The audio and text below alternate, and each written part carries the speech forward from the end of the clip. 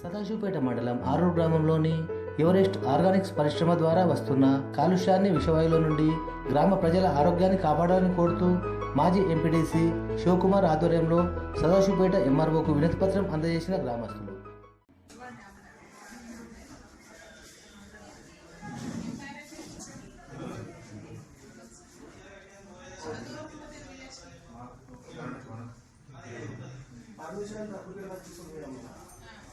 చనిపోయిన ఆ వ్యక్తి చనిపోయిన ఒరిస్సాకు సంబంధించిన మామూలుగా బాలాజీని తీసుకుపోయి గవర్నమెంట్ హాస్పిటల్ గాంధీ తీసుకుపోయి అటు నుంచి అంటే అది కూడా రీసెంట్ మొన్న సోమవారం జరిగింది.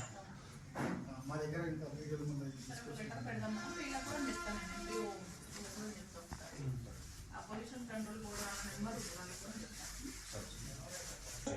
క్లోజింగ్ ఆర్డర్ వస్తే మళ్ళీ 20,000 ఎక్కడ నడుపుతున్నాడు. దాని పర్మిషన్ ఉందా కూడా తెలియదు. ఒకటి లోపలికి కూడా వెళ్తున్నాం మేడం. బోర్డులు నుంచి లోపలికి రసాయనం ఏదైతే కెమికల్స్ అంత భూమిలో మొత్తం భూగర్భ జలం మొత్తం నాశనం. ఊళ్ళో వాటర్ తాగే పరిస్థితి లేదు. ఆల్మోస్ట్ ఊళ్ళో 2-3 పేషెంట్లు ఉన్నారు. మైండ్ ఖరాబ్ అయిందో వాళ్ళకి మోకం ఖరాబ్ అయింది. ఆల్రెడీ పిల్లలు రీసెంట్గా పుట్టిన అబ్బాయి కూడా ఇదంతా రోజు మేము కెమికలే తింటున్నాం. మా ఊళ్ళో ఏదైతే వాటర్ ఉందో మేము తినే ఫుడ్ ప్రతిరోజు బోర్ వాటరే తాగలేదు కదా మేడం. తినేదానికి అయితే మామూలుగా అయితే ఫిల్టర్ నీళ్ళు తాగుతున్నాం. ఇక వంటలు చేసిన ప్రతిరోజు ఆ కాలుష్యం వాటితోనే మేము రోజు నడిపిస్తున్నాం. రోజు విషమే తింటున్నాం. మాకు తెలిసి రోజు మేమైతే విషమే తింటున్నాం. 2 పిల్లలైతే మా విలేజ్ వాటర్ అసలు తాగడం లేదు. పక్కన విలేజ్ మిగిలిపోయి కూడా తీసుకొస్తాం. డాక్టర్లు చెప్పారు విలేజ్ వాటర్ కొన్ని తాగితే ఇట్లా కష్టం అని చెప్పేసి.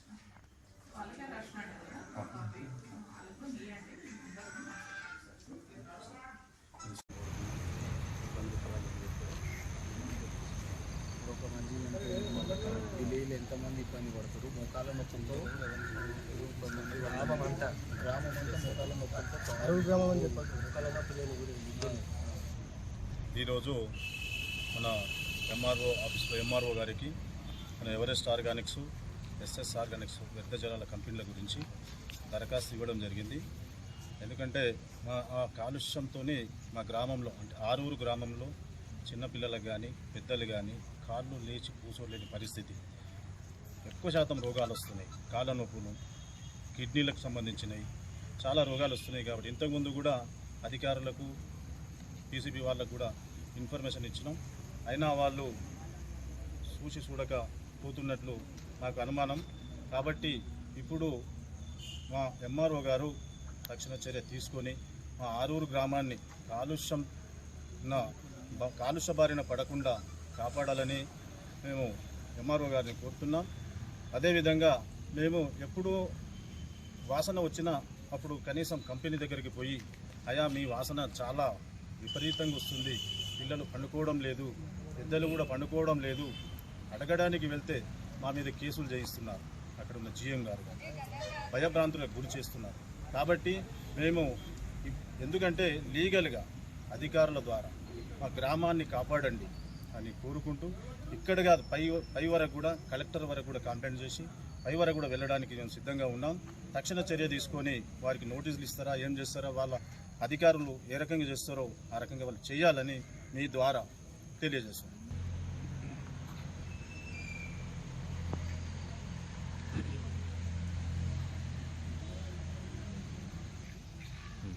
పేరు బాలశెట్టి, ఆరూరు గ్రామం. ఈరోజు మండల అధికారిని కలవడానికి వచ్చినాము. దేని గురించి అంటే గత కొన్ని సంవత్సరాలుగా మేము అనుభవిస్తున్న విషయం మేడం గారు చెప్పడానికి వచ్చినాము. మొన్న రీసెంట్గా ఫ్యాక్టరీ గురించి దుర్వాసన బాగా వెదజల్లుతుంది. నాగులపల్లి కానీ, కొనాపూర్ కానీ, గోపురం కానీ అక్కడ ఉన్న వాటర్తో ఇంతకుముందు పశువులు అవన్నీ చాలా చనిపోయిన తర్వాత దీన్ని కూడా చాలాసార్లు స్పందించలేరు. ఆల్రెడీ కొట్లాడుతూనే ఉన్నాము, జరుగుతూనే ఉన్నాయి. మొన్న కూడా రీసెంట్గా తీసుకొచ్చిన వీడియోలు దాని గురించి చేస్తే నా మీద తీసుకొచ్చి పోలీస్ స్టేషన్లో కూడా కూర్చోబెట్టడం జరిగింది. మళ్ళీ ఏమైందేమో వదిలేసారు. కావున తక్షణం చర్యలు తీసుకోవాలని మేము న్యాయంగా రమ్మన్నారు. కాబట్టి మేము ఏవేవైతున్న కంప్లైంట్లు కంపెనీ మీద ప్రతి ఒక్కరికి ఇవ్వడం జరుగుతుంది. రీసెంట్లీ మొన్న 27 సోమవారం మీద ఒక ఒరిస్సాకు సంబంధించిన వ్యక్తి చనిపోయిన విషయం మా ఆరూరులో కానీ, కొనాపూర్లో కానీ, గోపురంగోళ్ళ ఎవరికి తెలియదు. పాపం ఎక్కడి నుంచి వచ్చిండో ఏదో బతుకుదేరోని గురించి వచ్చిన తర్వాత వాసనకే స్మెల్కే చనిపోయిన తర్వాత ఆ డెడ్ బాడీ ఏంది ఏం కథ గ్రామ పంచాయతీ కూడా తెలియదు. మా ఊరు సెక్రటరీకి కూడా తెలియదు. ఈ దాని మీద స్పందించలేరు కాబట్టి మేము ఈరోజు వచ్చి కంప్లైంట్ ఇవ్వడం జరిగింది. తక్షణం ఏం చేశారంటే సంగారెడ్డి బాలాజీ అని అన్నారు. బాలాజీ కనుక్కుంటే బాలాజీలో రాలేరు. అప్పటికే ఫ్యాక్టరీలోనే చనిపోయింది ఆయన. హైడ్రామా ఆడి హైడ్రామ్తో ఏం చేశారు, డైరెక్ట్ గాంధీ హాస్పిటల్ తీసుకుపోయి అక్కడ నుంచి వాళ్ళ కుటుంబ సభ్యులు తీసుకొచ్చి అట్నుంచి వచ్చా ఏం చెల్లించారో ఏందో మాకు తెలియదు. మరి ఆ గ్రామ పంచాయతీ కూడా ఇంతవరకు ఏంది అనేది తెలియదు.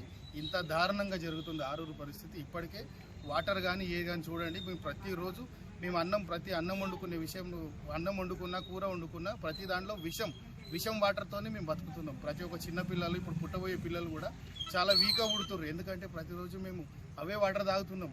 ఒకటి టెంపరవరీ ఒకటి వాటర్ ప్లాంట్ పెట్టిండు, దాంట్లో ఈగలు దోమలు వచ్చి చూస్తే కనిపిస్తాయి. నేను ఇవన్నీ ఎవరి మీద కలుపుతుందని చెప్పట్లేదు, జరిగిన వాస్తవాలే చెప్తున్నాము. ఇది న్యాయం, ఇది సత్యం. ఇది మా కంపెనీ నుంచి మా ఊరికి ముప్పు ఉంది, పక్కనున్న విలేజ్లకు కూడా ముప్పు ఉంది. ఇమీడియట్గా దీని మీద యాక్షన్ తీసుకోవాలని మాత్రమే మేము కోరుకుంటున్నాం.